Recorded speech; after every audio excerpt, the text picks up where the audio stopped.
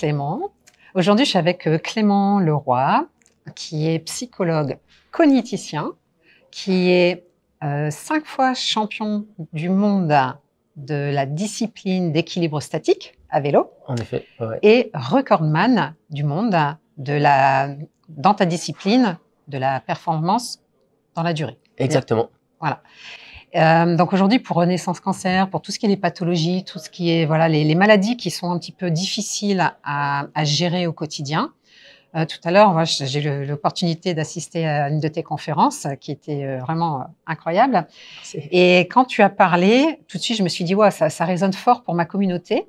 Et donc, j'aimerais bien justement que tu repasses le message, en fait, de la difficulté, la résilience, la persévérance dans ta discipline aujourd'hui, aussi bien en tant que coach, et tout ce que tu as fait, quoi.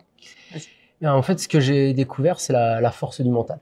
C'est que ma performance, quand j'ai tenu pendant 24 heures en équilibre sur mon vélo, et ce qui est aujourd'hui le record du monde, eh bien, c'est que c'est une performance qui est à la fois physique, il a fallu que je m'entraîne, mais c'est une performance mentale, parce que si mon mental lâchait dans les moments difficiles, dans les moments où j'étais dans le creux de la vague, eh bien, je n'aurais jamais tenu. Et c'est parce que j'ai persévéré, c'est parce que j'ai tenu bon, que j'ai pu derrière rebondir et tenir le coup.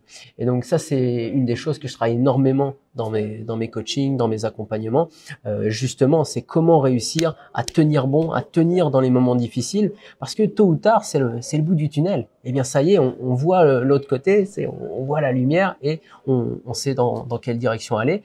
Et tant qu'on voit pas le bout, eh bien, on navigue en eau trouble, on ne sait pas jusqu'où il va falloir aller, jusqu'où il va falloir tenir bon, dans quelle direction.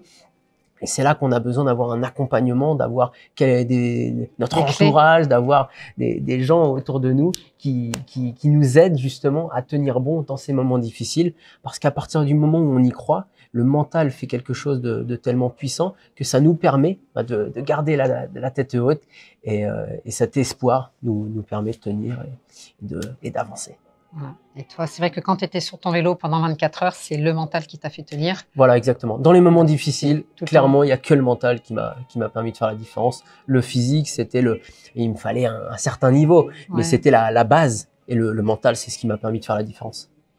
Donc là, on peut dire que dans le cadre de pathologies comme ça qui sont difficiles à gérer, donc bien sûr, le corps physique, des fois, c'est difficile à suivre, mais il faut jamais en fait lâcher parce qu'il y a des ressources insoupçonnées en nous.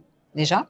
Et après, il y a une éducation. Donc toi, c'est vrai que tu es psychologue cogniticien.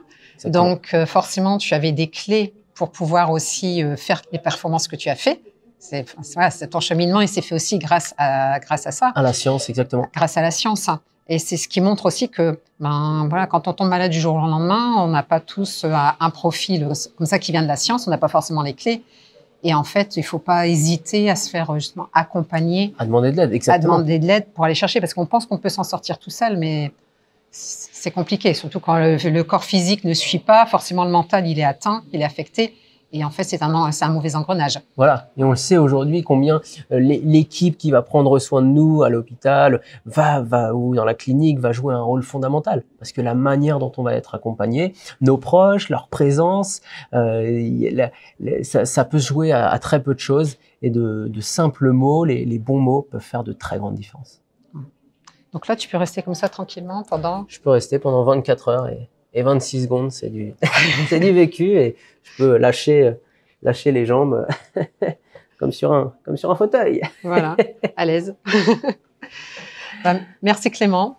Je peux faire une dernière figure. Vas-y. Me mettre face au vélo. Libre.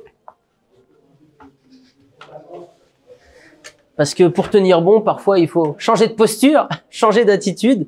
Et justement, pendant ce record, pour tenir 24 heures, toutes les heures, je me mettais face au vélo pour justement tendre mes jambes, me reposer. Et derrière, je pouvais repartir pour un nouveau tour. À vous de jouer. Merci Valérie. Merci Clément.